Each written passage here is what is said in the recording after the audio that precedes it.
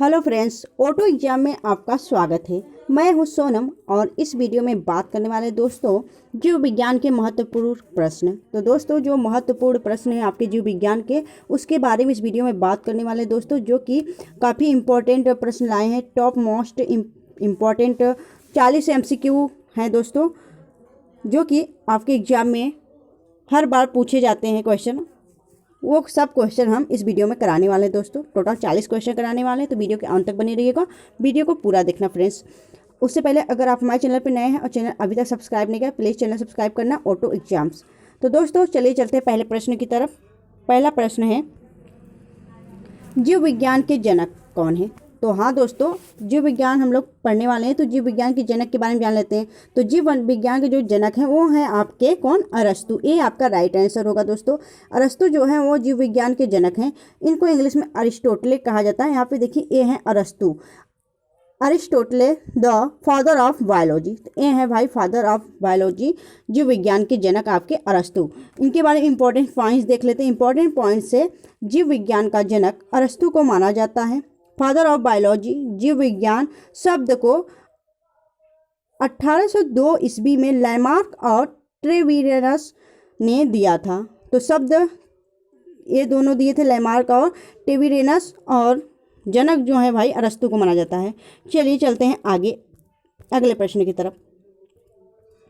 Next question है, जीव विज्ञान बायोलॉजी शब्द का प्रयोग सर्वप्रथम किसने किया था? तो राइट आंसर होगा आपका डी, लैमार्क और ट्रेविरस जो हैं, ये दो लोग जीव विज्ञान शब्द का सर्वप्रथम प्रयोग किया था दोस्तों। तो इसलिए राइट आंसर होगा आपका डी। चलिए आगे चलते हैं नेक्स्ट क्वेश्चन की तरफ। नेक्स्ट क्वेश्चन है आपके, लाल रक्त कणिकाओं RBC का निर्माण कहाँ होता है? तो दोस्तों ये काफ़ी इंपॉर्टेंट क्वेश्चन है, क्योंकि RBC का निर्माण कहाँ होता है, ये तो आपका जो लाल रक्त कणिकाएं होते हैं, यह आपके क्वेश्चन में कई बार पूछने को भी मिला है। तो आप इसको जरूर ध्यान में रखिएगा। लाल रक्त कणिकाओं RBC का निर्माण आपका अस्थि मज्जा में होता है दोस्तों, जिसे हम बोन मैरो कहते हैं इंग्लिश में। तो अस्थि मज्जा में आपका लाल रक्त कणिकाओं का निर्माण होता है। और चलिए चलते हैं आगे नेक्स्ट क्वेश्चन की तरफ। नेक्स्ट क्वेश्चन है, मनुष्य का समान रक्तचाप कितना होता है? तो दोस्तों आप लोग जानते हैं कि हम जो ब्लड प्रेशर नापते हैं, रक्तचाप नापते हैं, वो कितना होता है? तो आपका राइट आंसर होगा बी, 120-80 mmHg होता है। तो यह दोस्तों क्या होता है, इसके बारे में इंपॉर्टेंट जान लेते हैं। जो 120 mm है उसका क्या कहते हैं? उसको स्टालिका कहते हैं दोस्तों, रक्तचाप को। और जो नीचे वाला है बटी में 80, उसको हम डायलास्टिक कहते हैं। तो राइट आंसर यह होगा आपका इंपॉर्टेंट, इसको देख लीजिएगा, ध्यान में रखिएगा। चलिए आगे चलते हैं नेक्स्ट क्वेश्चन की तरफ। अगला क्वेश्चन है, मानव में कुल कितनी हड्डियां होती हैं? तो मानव में कुल हड्डियां होती हैं दोस्तों आपकी 206 होती हैं। और अगर आपसे पूछ लिया जाए कि तो एक क्या है दोस्तों, वयस्क मनुष्य में 206 हड्डियां होती हैं। अगर बच्चे में पूछ लिया जाए तो आप जानते हैं कि 297 से 300 के करीब में होती हैं। याद रखिएगा, बच्चों में ज़्यादा हड्डियां होती हैं, जो कि वयस्क होने पे जुड़ के 206 हो जाती हैं। चलिए आगे चलते हैं नेक्स्ट क्वेश्चन की तरफ। नेक्स्ट क्वेश्चन है, मानव शरीर में कुल कितनी मांसपेशियां होती हैं? तो मानव शरीर है, वयस्क मनुष्य में कुल मांसपेशियों की संख्या आपकी 639 होती है। याद रखिएगा, 639 सी आपका राइट आंसर होगा। आगे चलते हैं अगले प्रश्न की तरफ। नेक्स्ट क्वेश्चन है, मनुष्य शरीर में पसलियों की कितने जोड़े होते हैं? तो पसलियां दोस्तों आप जानते हैं, हमारे फेफड़ों के ऊपर एक पसलियां होती हैं, तो वो कितनी होती हैं दोस्तों? तो राइट आंसर होगा आपका वह 12 होते हैं दोस्तों। 12 आपका क्या होता है? तो 12 जोड़ी होती है। जोड़ी याद रखिएगा, आपकी मनुष्य में पसलियों की जो संख्या है वो 12 जोड़ी है। चलिए आगे चलते हैं नेक्स्ट क्वेश्चन की तरफ। नेक्स्ट क्वेश्चन है, मानव में कितने दांत अस्थायी पाए जाते हैं? तो राइट आंसर होगा आपका 20 जो दांत होते हैं वो अस्थायी दांत होते हैं, जिन्हें हम दूध के दांत कहते हैं दोस्तों। याद रखिएगा, जो दूध के दांत जिन्हें हम जो रिप्लेस होके आते हैं, तो उन्हें हम अस्थायी दांत कहते हैं। वह टोटल 20 दांत होते हैं दोस्तों। और वयस्क मनुष्य में अगर पूछ लें, वयस्क मनुष्य में टोटल दांतों की संख्या कितनी होती है? तो 32 होती है। याद रखिएगा। चलिए आगे चलते हैं नेक्स्ट क्वेश्चन की तरफ। नेक्स्ट क्वेश्चन है, कर्ण अस्थियों की कुल संख्या कितनी है? कर्ण अस्थियों मतलब कि कान की हड्डियों की कुल कितनी संख्या होती है दोस्तों? तो राइट आंसर होगा आपका 6, क्योंकि हमारे 2 कान होते हैं, तो एक कान में 3 होते हैं और दूसरे कान में 3 होते हैं, तो दोनों मिला के दोस्तों आपका 6 होगा। और सबसे छोटी अगर आपसे पूछ ले कान की सबसे छोटी हड्डी कौन सी है, तो स्टेपिस है दोस्तों, याद रखिएगा। चलिए आगे चलते हैं नेक्स्ट क्वेश्चन की तरफ। नेक्स्ट क्वेश्चन है, इंसुलिन में कौन सा धातु उपस्थित होता है? तो इंसुलिन में कौन सा धातु उपस्थित होता है? राइट आंसर होगा आपका जस्ता। जस्ता आपका राइट आंसर होगा दोस्तों, इंसुलिन में यह धातु उपस्थित होता है। चलिए आगे चलते हैं। नेक्स्ट क्वेश्चन है, इंसुलिन कहाँ से स्रावित होता है? तो आप जानते हैं दोस्तों, इंसुलिन जो है वह अग्नाशय, जिन्हें हम पैंक्रियाज के नाम से जानते हैं, वहाँ से इंसुलिन स्रावित होता है दोस्तों, ठीक है। और इंसुलिन की कमी जिस भी व्यक्ति में हो जाती है उसको कौन सा रोग हो जाता है? उससे मधुमेह हो जाता है, जिसे हम डायबिटीज कहते हैं, तो वह हो जाता है जिसमें इंसुलिन की कमी हो जाती है दोस्तों, याद रखिएगा। तो राइट आंसर होगा आपका सी। चलिए आगे चलते हैं। नेक्स्ट क्वेश्चन है, इंसुलिन की खोज किसने की थी? तो इंसुलिन की खोज की थी, राइट आंसर होगा आपका बेंटिंग ऑफ वेस्ट ने इंसुलिन की खोज की थी दोस्तों, याद रखिएगा। चलिए आगे चलते हैं नेक्स्ट क्वेश्चन की तरफ। नेक्स्ट क्वेश्चन है, रक्त जमने में किस तत्व की मुख्य भूमिका होती है? तो दोस्तों रक्त जमने में किस तत्व की मुख्य भूमिका होती है? राइट आंसर होगा आपका कौन सा? तो कैल्शियम होगा दोस्तों, सी ए आपका राइट आंसर होगा, ए ऑप्शन आपका राइट आंसर है। चलिए आगे चलते हैं। नेक्स्ट क्वेश्चन है, हमारी अस्थियां तथा दांत बने होते हैं, तो किससे बने होते हैं दोस्तों हमारी अस्थियां और दांत? तो राइट आंसर होगा आपका ए, ट्राई कैल्शियम फास्फेट से बने होते हैं हमारे दांत और हमारी हड्डियां। चलिए आगे चलते हैं नेक्स्ट क्वेश्चन की तरफ। अगला क्वेश्चन है, निम्नलिखित विटामिनों में से किसमें कोबाल्ट होता है?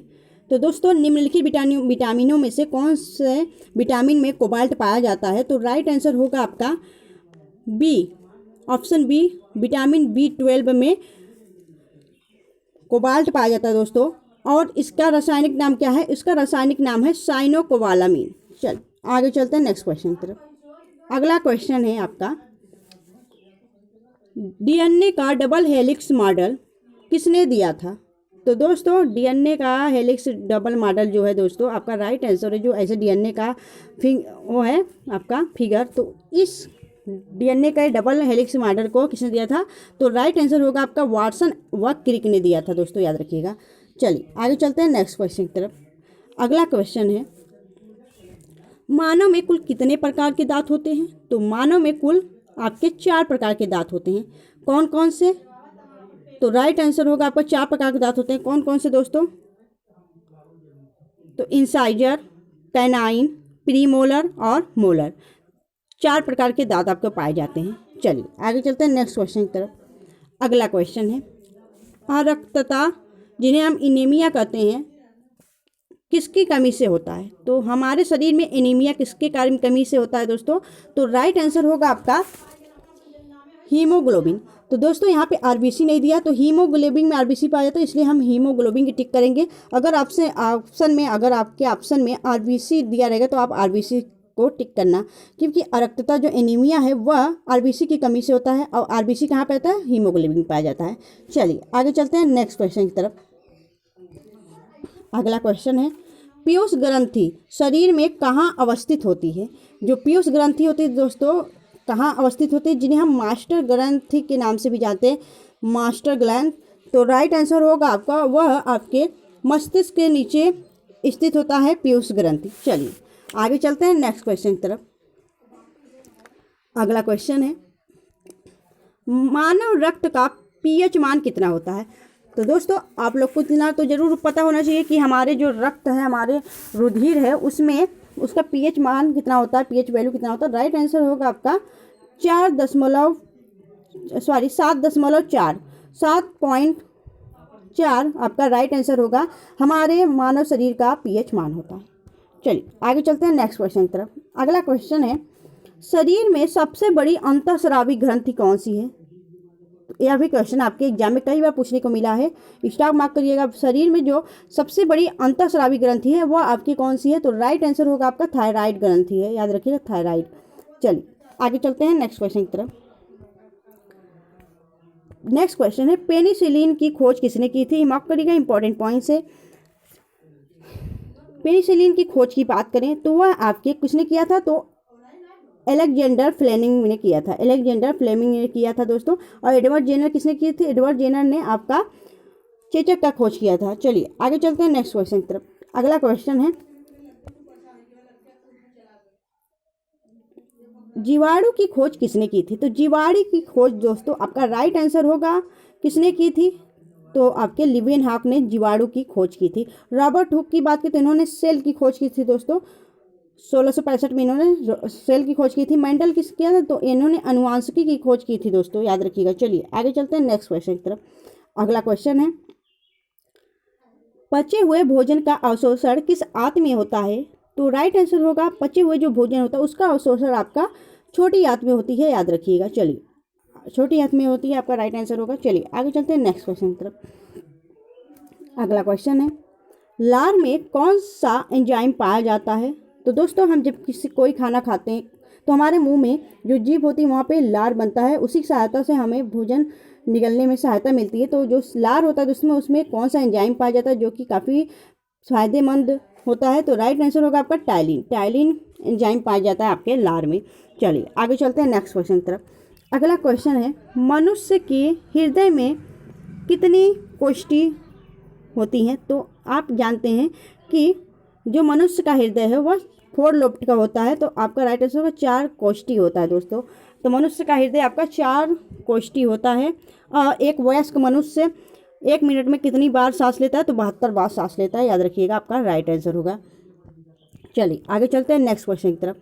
नेक्स्ट क्वेश्चन है, शरीर में गुणसूत्रों क्रोमोसोम की संख्या कितनी होती है? तो राइट आंसर होगा आपका, जो शरीर में हमारे गुणसूत्रों क्रोमोसोम पाए जाते हैं जो कि एक पीढ़ी से दूसरे पीढ़ी में परिवर्तित होते हैं, तो उनकी संख्या हमारे शरीर में कितनी होती है? तो आपका राइट आंसर होगा 46 आपका राइट आंसर होगा।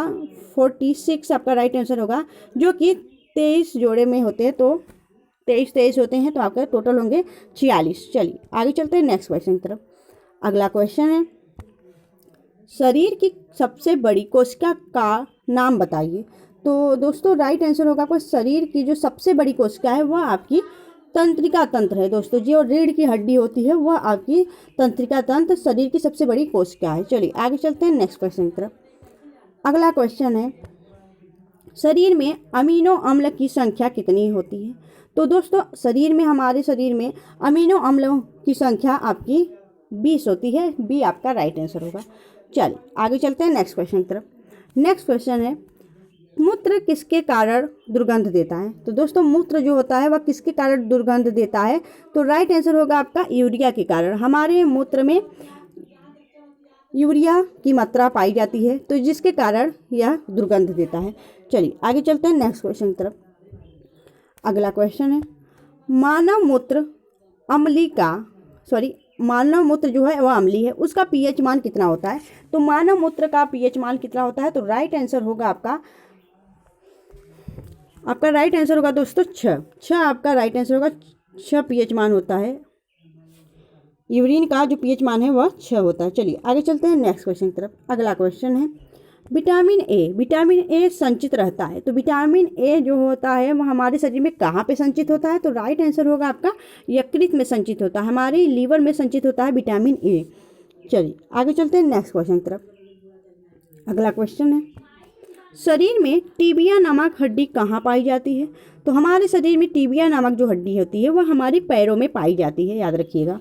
चलिए आगे चलते हैं नेक्स्ट क्वेश्चन की तरफ। अगला क्वेश्चन है, शरीर में ऊतकों का निर्माण किससे होता है? तो जो हमारे शरीर है उसमें ऊतकों का निर्माण आपके प्रोटीन से होता है दोस्तों, याद रखिएगा, प्रोटीन आपका राइट आंसर होगा।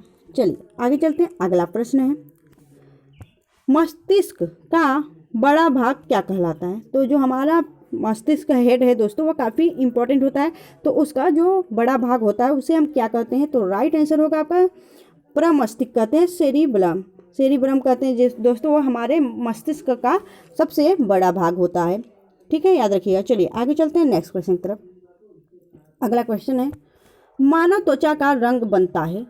तो हम लोगों का जो भेदभाव करते हैं दोस्तों, सांवला या गोरा, तो मानव जो त्वचा है उसका जो ये सब रंग है कैसे बनता है, तो राइट आंसर होगा आपका मिलेनिन से। हमारे शरीर में मिलेनिन प्राप्त होता है दोस्तों, एक हार्मोन से मिलेनिन, उससे त्वचा का रंग बनता है। ठीक है, चलिए आगे चलते हैं। नेक्स्ट क्वेश्चन है, अगला क्वेश्चन है विटामिन सी का रासायनिक नाम क्या है, तो राइट आंसर होगा विटामिन सी का जो रासायनिक नाम है वह आपका एस्कॉर्बिक अम्ल है। ठीक है, एस्कॉर्बिक अम्ल। विटामिन सी हम प्राप्त कहाँ से करते हैं, तो दोस्तों खट्टे फलों से प्राप्त होती है हमारी विटामिन सी। ठीक है, चलिए आगे चलते हैं। नेक्स्ट क्वेश्चन है,